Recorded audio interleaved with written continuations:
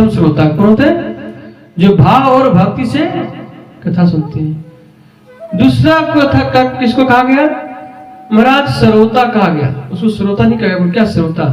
श्रोता क्या काम करता है? पर सोपारी काटने का काम करता है। वो कथा में आएगा तो कहेगा सब तो ठीक है, पंडित जी कथा तो कर रहे लेकिन चुटकुला दो चार नहीं बोले, दो चार कहानी तारीख हिस्सा उसा नहीं बोले। आए बोला नहीं सब तो ठीक है, कथा तो ठीक है, प्रसाद में आज बढ़िया तो जो बढ़िया चीज नहीं बना, वो खाली मिश्रिये दे रहा है, तो फल वगैरह चाहता कम से कम थोड़ा रसगुल्ला वगैरह कम से कम कुछ मिल जाता।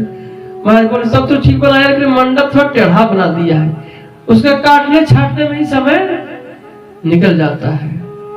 तीसरा कहा गया महाराज, उसको बोला गया बोल के सोता। और क्या होता है बोल कथा में क्या होता है, घर में तो बाल बच्चे सोने नहीं देते हैं, कहते चलो पंडित जी की कथा हो रही है, चलो चलते हैं। महाराज आया तो सबसे पहले देखेगा दीवार, देखेगा कहीं वो ठकने वाला दीवार थोड़ा मिल जाए, बांस के खंभे। अब आया और क्या करता है कि आया महाराज और ठक के बैठ गया। अब बैठते बैठते उसका नींद आ गई। पंडित जी ने जैसे बोला कि बोलिए वृंदावन बिहारी लाल की जय। महाराज आंख खोली, बोल क्या? अरे कथा हो गई? बोल हाँ कथा हो गई। बोल चलो प्रसाद लेते हैं। बोल चलो महाराज। तो कई लोग तो नींद मारने के लिए आते हैं, तो उसको बोलते सोता। महाराज इन कथा को सच्चे श्रोता कौन है? जो भाव और भक्ति सुने। गीता में गीता सुना रहे हैं कौन? भगवान। किसको? अर्जुन को। और इधर युद्ध चल रही महाराज, पता नहीं कौन सा बाण आके छाती को पार कर जाए। लेकिन क्या करे अर्जुन? विस्तरेणत मनोयोगम विभूतिम चा जनार्दन। हे जनार्दन, आप अपनी योग शक्ति को विस्तार पूर्वक कहिए, क्योंकि आप अपनी योग शक्ति को जितना विस्तार पूर्वक कहते हैं महाराज, उतने सुनने की उत्कंठा और होती है, मन को तृप्ति नहीं होती है, लगता है सुनते रहूं। इसलिए महाराज आप अपनी योग शक्ति को विस्तार पूर्वक कहिए। आप जितना कहेंगे महाराज उतनी सुनने की उत्कंठा और होती है। जनार्दन आप अपनी योग शक्ति को विस्तार करिए। तो कहते हैं महाराज इस तरह है, तो श्रोता इस तरह से भाव भक्ति से सुने। जीवन में नाना प्रकार का जो काज है वो आते रहेंगे और विघ्न आते रहते हैं, लेकिन सच्चा श्रोता वही होना चाहिए जो भगवान की कथा भक्ति भाव से सुनते। वेद व्यास जी ने कहे निगम कल्पतरोर फलितम सुख मुखार मृत द्रव्य संयुतम पिबतम भागवतम रसमालयम मोरहो रसिका भू भाव का। वेद व्यास जी जब व्याख्या करने लगे तो सबसे पहले जब मंगलाचरण किए प्रथम स्कंद में, सबसे पहले कहे पिबतम भागवतम। बोल क्या? बोल भागवत जी कैसे है?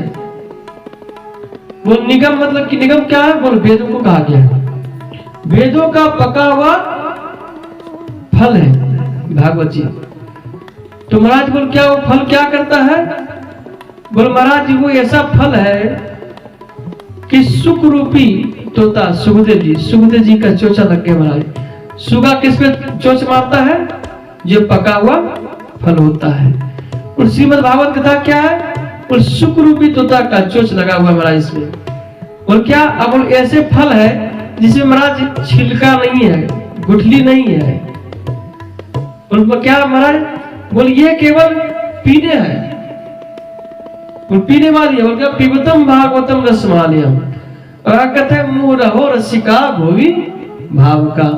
कहते हैं रसिको और भाव को बोला। वेद व्यास जी से किसी ने कहा कि महाराज आप रसिक और भाव को क्यों बुलाए? अपने पक्षपात कर दिए। महाराज यदि आप केवल रसिक भाव को बुलाएंगे तो महाराज और लोगों का उद्धार कैसे होंगे? तो बोले देखो रसिक भाव को इसलिए बुलाया हूं क्योंकि ये प्यासे होते हैं भगवान की कथा। जो रसिक होते महाराज पता चल जाए उसको कि 5 किलोमीटर आगे कथा हो रही है तो पैदल दौड़ते दौड़ते पहुंच जाएगा। वो चलो भगवान की कथा हो रही है।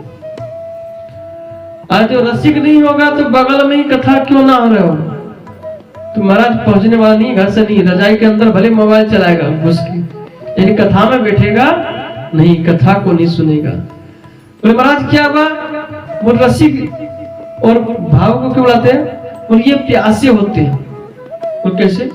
मान लीजिए गर्मी का महीना आ रहा है, अब तो गर्मी शुरू होने वाली है, और गर्मी का महीना है मान लीजिए, और उसी समय क्या हुआ कि आप चल रहे हैं किसी रेगिस्तान में जहां दूर दूर कोसों तक कोई कुआं नहीं मिल रहा है, ना ही कोई सरोवर है, रेगिस्तान में चल रहे हैं आप। अब उसी समय आपको प्यास लग जाए महाराज, और उसी समय कोई आपको मिल जाए, कोई व्यक्ति लोटा में जल लेते हुए, तो आप उससे नहीं पूछोगे कि आप किस जाति के हो, आप कौन हो, चाहे आप बढ़िया से साफ सुथरा पानी है कि नहीं है, शुद्ध पानी है कि नहीं है, गंदा पानी तो नहीं है, आप केवल वहां एक ही चीज रखोगे, क्या पीना है, प्यास को बुझाना है। यदि आपका प्यास नहीं लगा रहेगा महाराज, और आपसे कहेगा है महोदय श्रीमान जी आप जल पी लीजिए, तो आप क्या कहें, बताओ पहले भैया आप कौन जाति के, भैया आपने तो बढ़िया साफ सुथरा है कि नहीं, बर्तन मांजा कि नहीं मांजा है, क्या जल में तुरंत साफ है कि नहीं, जल छान, अरे बिना छाना हुआ जल की बढ़िया, कह रहे भैया सब कुछ किया, अरे पता नहीं तो बढ़िया से रखे कि नहीं भैया, देखो हम शुद्ध साध वाला व्यक्ति हैं, अरे बढ़िया व्यक्ति हम ऐसे उसे नहीं पीते हैं, 12 तरह का नखरा करेगा। फिर हमारी प्यास लग जाए, कहते पहले समय जब प्यास लग जाते थे व्यक्ति तो खेत का भी पानी पी लेते थे, आज से 20 साल पहले।